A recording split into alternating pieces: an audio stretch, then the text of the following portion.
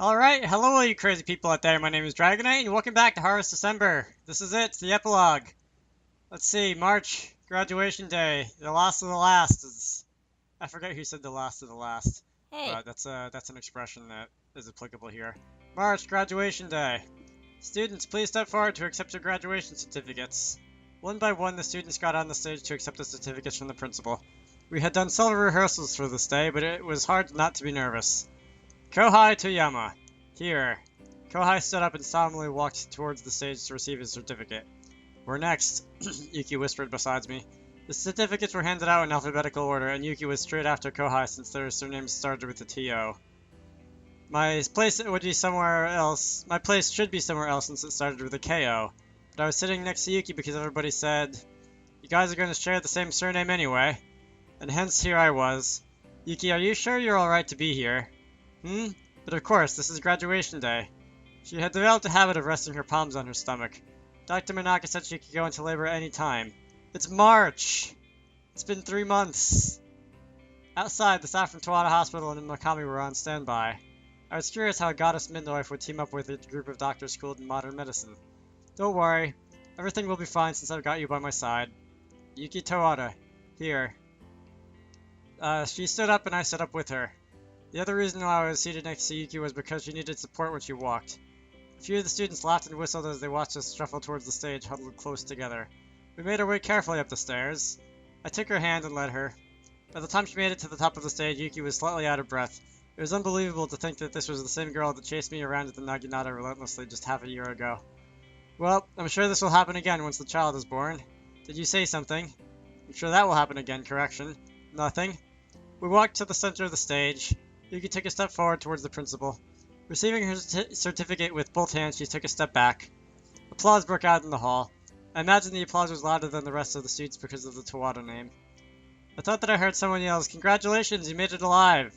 That was definitely directed at me. Thanks, guys. Okay. Now we had to turn around and make our way down. I moved before Yuki to lead her away. Yuki. Yuki. She closed her eyes and lifted her chin as if she was anticipating something. Realizing what she was asking for, I felt dread pull at my stomach.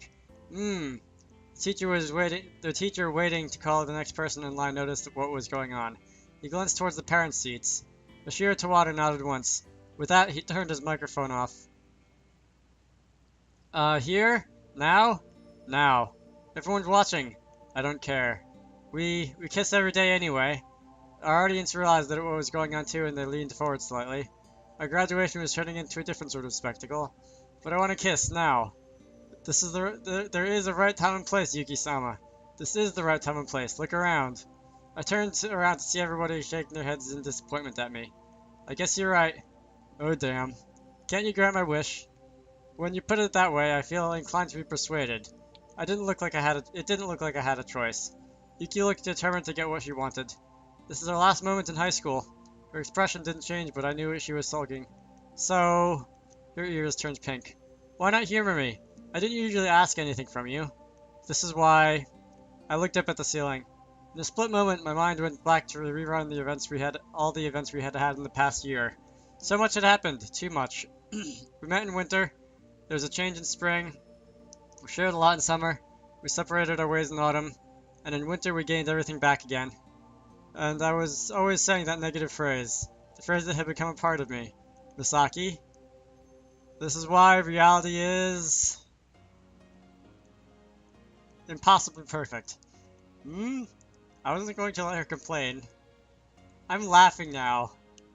Or I'm trying not to laugh anyway because I don't even know how the microphone's going to pick that up, but... Well... The story's never been one to, shy away from drama, I suppose. I wasn't going to let her complain. I gave her what she wanted, and more, to hell with it all. This is too intense for you, Principal. Our principal had frozen on the spot, seeing it all up close. Our vice president, who was holding her up like a puppet, quickly covered the principal's eyes. Fortunately, electronics would function properly and disregarded the state. Unfortunately, electronics would function properly in disregard of the state of the person using it. What are you being? I didn't get that, guys. A principal pinned my Our principal's pin mic picked up the sound of our kisses, broadcasting it throughout the hall. Oh my god.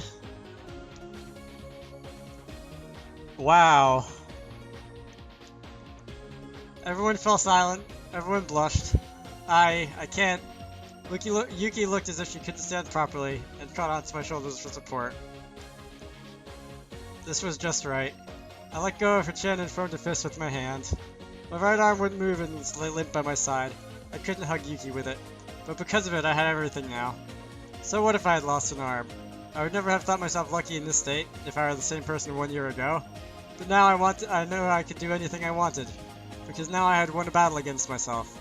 I was sure, I was confident. I felt like I could take on the world. Ha!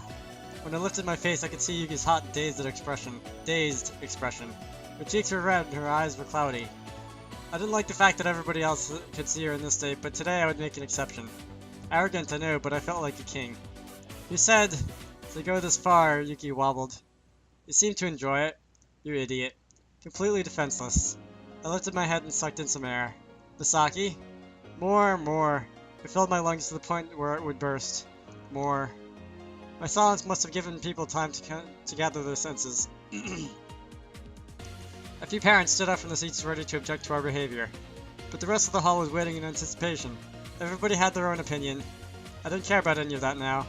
So what if I kissed my wife? I pressed my lips against hers again, and fisted the air with the thumbs up. The hall erupted in cheers. The entire building shook with laughter, happiness, celebration, and perhaps a bit of indignation. It took some time for the applause to die down. Gradually, the hall returned to a quiet ceremony. I let go of Yuki and took a breath. Yuki! It's coming. What? She frowned. She was obviously suffering labor pains, but I didn't think it would come now. The baby, it's coming. My mind went blank. Yuki! I reached out to her and she slowly sank to the floor in pain. Ouch! Within seconds, the staff from the Towada hospital had rushed in and pushed me aside. They put Yuki on a gurney with great efficiency and carried her away steadily. I landed on my bottom, my hands empty. What? Is that it? Wasn't this supposed to be the scene where I show my masculinity and save Yuki? I sucked in a breath and shouted, what am I supposed to do? Go to the hospital, everyone yelled. Wait, Yuki! I nodded several times like an idiot and got myself up to run after them. Whoa! Then I tripped over the microphone cables and fell flat on my face. Everybody looked stupefied at my display of clumsiness. My face hurt like hell. I could feel tears welling up from hitting my nose. But that wasn't my biggest concern now. I quickly got up for the second time and dashed towards the hospital crew. People shouted as I ran past them. Some laughed, some teased, some cheered. Everything was perfect. The doors were wide open and I could see the crew had made their way halfway across the courtyard. The ground was muddy and they had slowed down a bit. The snow was melting. I ran towards the light.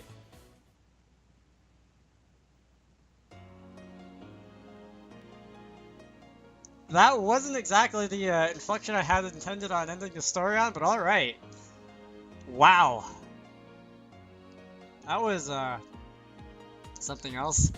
So it appears that there's going to be a staff roll, and there's going to be a slideshow of pictures from the various parts of the story playing on the top screen. I guess that's all good because I was intending on editing in something of that nature anyway. But wow. That was interesting, I'll say that much. I can't say that I agree with all of the messages that appear to be presented in the story, namely that it's like normal for high school kids to get married, among other things, but I don't know. I still enjoyed this despite all that. It was entertaining. I liked most of the characters. Some of the characters, in some parts it felt like there were too many characters, like the, Madoe and all the other people that kind of showed up at the, what was it, the New Year Festival thing? I don't know, I guess I feel like they could have been fleshed out a little more. God forbid this had gone on for a little bit longer. I just completely lost my train of thought. The music, as I'm being reminded constantly right now, was pretty good. Again, I'm sorry that it got muted for a good part of the November and December chapters because I still haven't figured out what's going on with my 3DS capture program and why it was muting itself. But it hasn't done that in a little while and I'm crossing my fingers that it's going to stay that way. Again, I don't know if you're actually going to be able to hear it anyway because I don't know if it's going to be blocked for copyright. in the United States, like Japanese songs like Bravely Default, Bravely Seconds had a habit of being. But never mind. I know that I kind of spoiled the entire story for people by reading it and posting it on YouTube, but if you like visual novels, it's like $14 on the eShop. I can't exactly not recommend it. I wouldn't give it a 10 out of 10 or anything, but maybe certainly an 8.5 out of 10. Anyway, it looks like there's an after story. Shiro yawned on the kotatsu. Tossing the book she was reading aside, she rolled backwards onto the floor and stretched out her arms wide. Tagami was kind enough to let her use her house whenever she pleased, but the problem was that with the kotatsu, she would inevitably turn lazy. Fuyu! Silence. Fuyu! Yes? The girl sitting opposite her jerked and snapped her head up. She was hugging a thick book to her chest. I'm hungry. Is there anything to eat? But you've just eaten, Mother. So what if I have? You should stop reading books once in a while and go run around the mountains. I find it pointless to suffer the cold when there is no need to. And you read just as many books as I do, Mother. The girl named Fuyu said somewhat timidly. Besides, Mother, your arguments often aren't logical, and it's boring for me to play alone outside. I also find running around the mountains in these modern times unfitting, and... Just go! Yes, Mom? She answered quickly and reluctantly as she climbed out of the kotatsu and left. Alone at last, Shiro reached out for the last orange on the table and began to peel it. The kid likes to debate too much. I wonder where she got that from. Actually, it was pretty obvious where she got that from. Shiro sighed. I guess I should be pleased that at least she grew up honest and straightforward. Or maybe it would have been better if she were more like Ao, twisted but active. Shiro noticed that lately she had been thinking about her daughters all day long. I've grown old, she mumbled as she stared at the TV set. A commercial was airing, starring Ao and the pretty owner of the Yusuji breweries. Maybe I should get married. Shiro pulled an unopened envelope towards herself. There were photographs that Mikami sent every day, hoping to play matchmaker. I'm doing this because I'm bored, Shiro reasoned with herself as she tore the envelope open and looked inside. She closed it immediately. The man had 8 legs. Shiro sighed. She rolled out again and stretched out on the floor. Spring was still far. Shiro was experienced, but her daughter Fuyu was still young. In time, she would fall in love too. She was her daughter after all. Shiro was confident she wouldn't get hooked with a bad guy. However, I hope she doesn't bring home a weird one. I tend to be attracted to all things we know. After spending 9 years in a dormitory attending a private primary and secondary school, coming back to Tagami felt like I was visiting a foreign country. And yet, something was still familiar about the place. In other words, I'm contradicting myself. I nodded and I took a stroll along the mountain path. I couldn't stand living in the dormitory anymore, so I had requested to go to the high school in Tagami town. Living in the city wasn't for me. It was too crowded, too realistic, and it bored me. Mother didn't object to my decision. Yuki, you're so similar to your father. Or you. However you say that with 2 U's. That's all she said. Oh. This is being told from Yuki's POV? Point of view? Whatever? I had found the comment hard to digest. Father wasn't outstanding when it came to life preservation, and I begged to differ. But the other half of me felt proud. Reality was merciless, so I admired how Father managed to remain a hopeless romantic. To think he had given up an arm to gain Mother's hand in marriage. That was quite typical of him. Oh, so this is a kid. Like 10 years in the future. Or I guess it would be like 15 years because you said like 9, whatever. But he did have a tendency to anger Mother often. That was a trait I wasn't eager to inherit. My shoes sank into a thick layer of fresh snow. A god resides in the lands of Tagami. Apparently, she refused to make appearances frequently before the townsfolk during the times Father was still a student.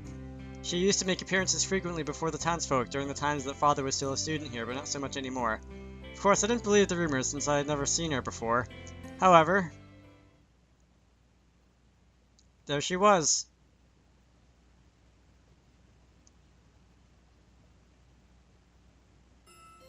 Okay, so, pattern repeats itself, does it? Man alive. I did what was more or less my review of the story during the credit sequence, so I'll try to keep this, relatively short. As of my recording this, I haven't actually edited or posted any of it, because I like to do my YouTube stuff like that, recording far in advance, so I can't exactly thank the people who watched and commented and everything, because that hasn't exactly happened yet. But regardless, thank you to everyone who did, even if it was just for a little while. I may or may not be doing more visual novels in the future. I did quite enjoy this one, even if it was slightly physically painful on my throat to be talking so much without a break. As I've liked to say, reading is difficult because, I don't know, reading is difficult, and I keep messing up my words and everything like that. Never forget the time I misread cooking books as coloring books.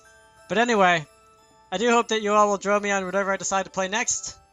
My name is Dragonite, and I will see you all later.